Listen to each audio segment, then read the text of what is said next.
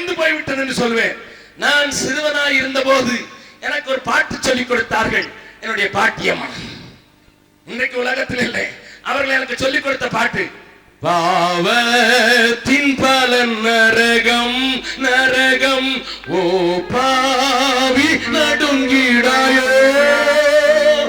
காண்பதெல்லாம் துக்கம் நித்தியம்.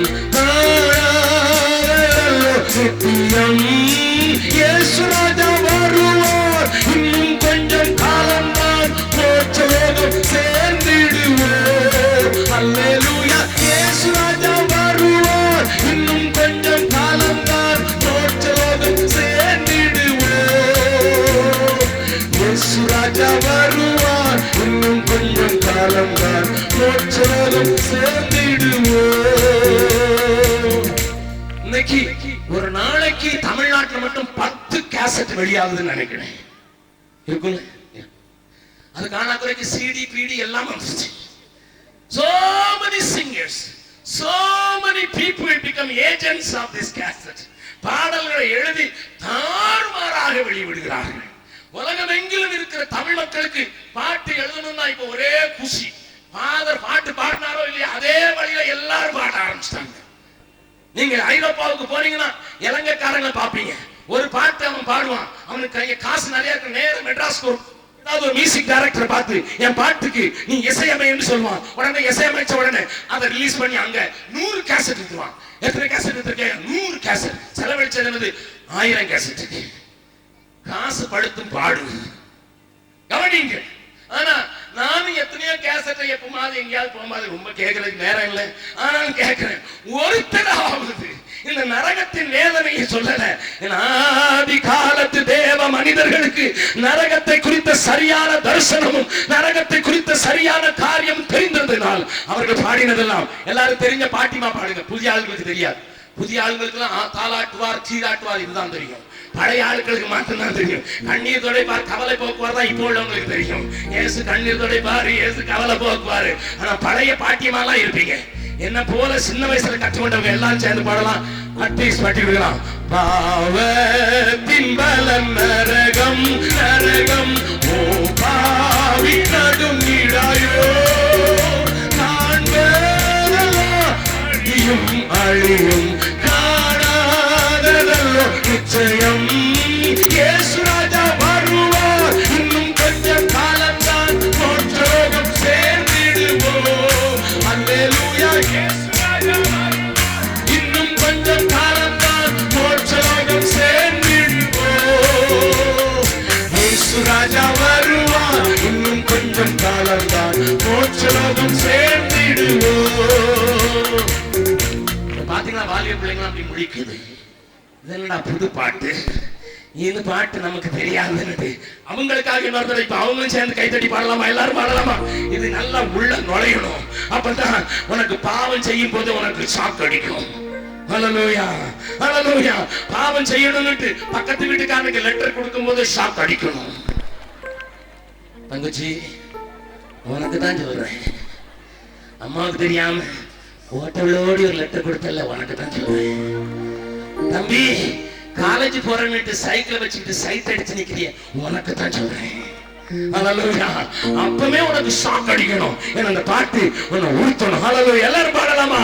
பாவத்தின் பலன் நரகம் நரகம், ஓ பாவி நடுங்கிடாயோ, காண்பதெல்லாம் அழியும் அழியும், காணாததல்லோ நிச்சயம்.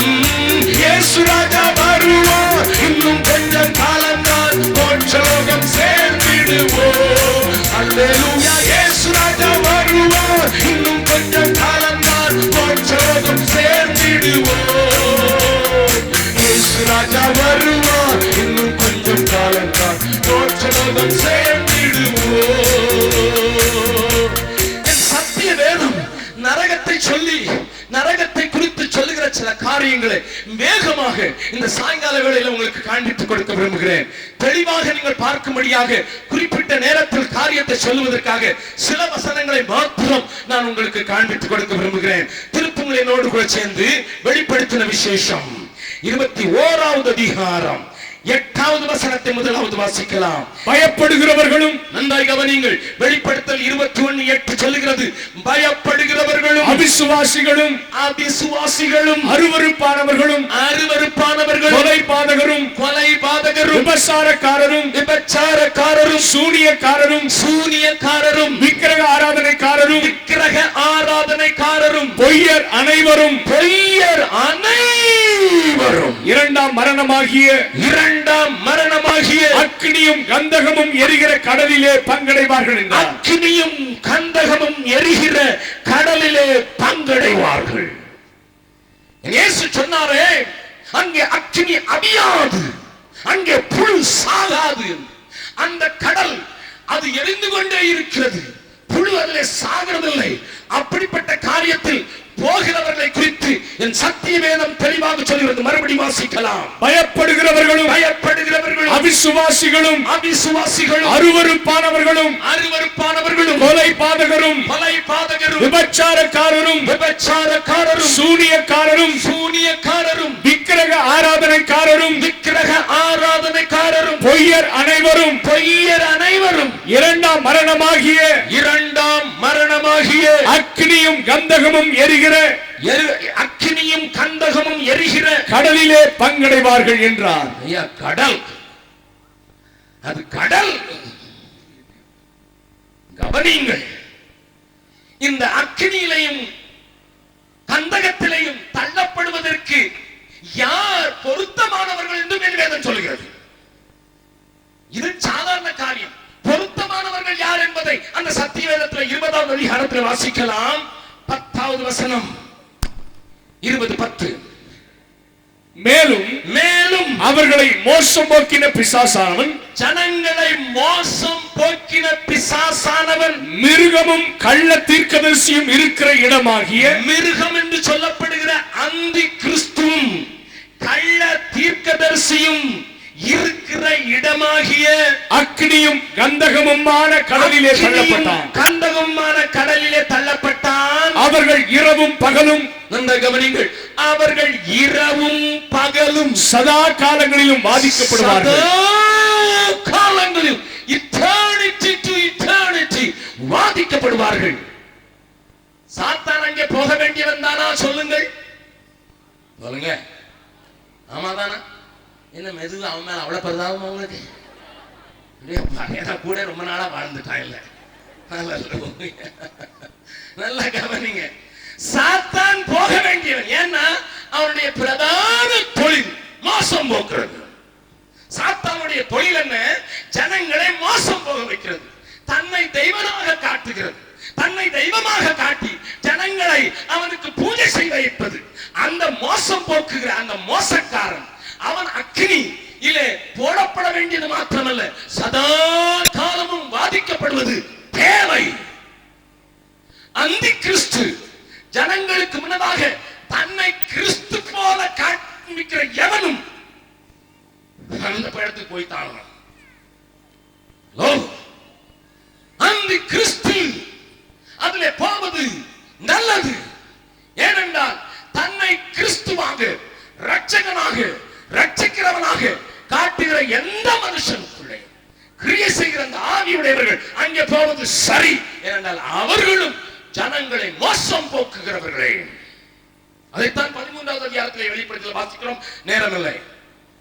3வது கள்ள தீர்க்கதரிசி. உங்க ஊர்ல இருக்க தீர்க்கதரிசி நான் சொல்லல. உங்களுக்கு யாரு தெரியும் கள்ள தீர்க்கதரிசி?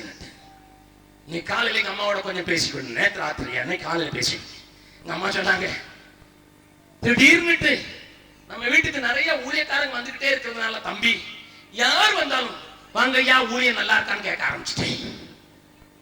என் போலீஸ்காரர் மருமகனும் வந்தாரு, வாங்க ஐயா ஊழியக்காரரை சோமாரிக்கலான்னு கேட்டேன். அவரு நேரம் என் மகா கிட்ட போய் சொன்னாரு, உங்க அம்மாவுக்கு பைத்தியம் பிடிச்சிட்டு சீக்கிரமா எதையாவது பண்ணுங்க என்று சொல்லிட்டாரு. நான் கேட்டேன், என்ன அவ்வளவு ஊழியக்காரங்க படம் எடுக்கிறாங்களான்னு கேட்டேன். ஆமா, என்னத்துக்கு படம் எடுக்கிறாங்கன்னு கேட்டேன். அவங்க சொன்னாங்க 2-3 பேர் கதை, எல்லாரும் கதையும் சொல்ல விரும்பல, ஒருத்தர் கதை சொல்றேன். ஒருத்தர் வந்து சொன்னாரு, வந்து நின்னாரு, அம்மா சோத்திரம் நாலு சோத்திரம், உங்க மகன் பீகார்ல இருக்காருல, ஆமா ஆமா. உடனே ஜெபம் பண்ண ஆரம்பிச்சு, ஆண்டவரே போன மாசம் இவங்க 20 ரூபா கொடுத்தாங்க, அதுக்கு முந்தின மாசம் 30 ரூபா கொடுத்தாங்க, குறைச்சிட்டாங்க, இந்த மாசம் 50 ரூபா கொடுக்கறதுக்கு இவங்களுக்கு உதவி செய்கிறாங்க. இவன் யாரு? இவன் யாரு? நான் சொல்ல விரும்பல, நீங்களே சொல்லி கவனிங்கள். சில ஆண்டுகளுக்கு முன்னதாக நான் எங்க வீட்டு அம்மாவையும் இங்க அம்மா இங்க உட்கார்ந்துருக்காங்க கேட்டுங்க. எங்க வீட்டுல திடீர்னு காசு காணாம போயிடுச்சு. திடீர்னு 20 ரூபா நோட்டு காணாம போயிடும், 50 ரூபா நோட்டு காணாம போயிடும். நான் பீகார்ல இருந்தேன். எங்க அம்மா எழுதுனாங்க, தம்பி நம்ம வீட்டுல பெட்டிக்குள்ள பூட்டி வைக்கிற காசு திடீர்னு 20 நோட்டு 50 ரூபா நோட்டு காணாம போயிருது, என்னன்னு தெரியலப்பா. பக்கத்து வீட்டுக்காரங்களா இந்துக்கள் சொல்றாங்க, செய்வனை வச்சுட்டாங்க நம்ம வீட்டுக்கு.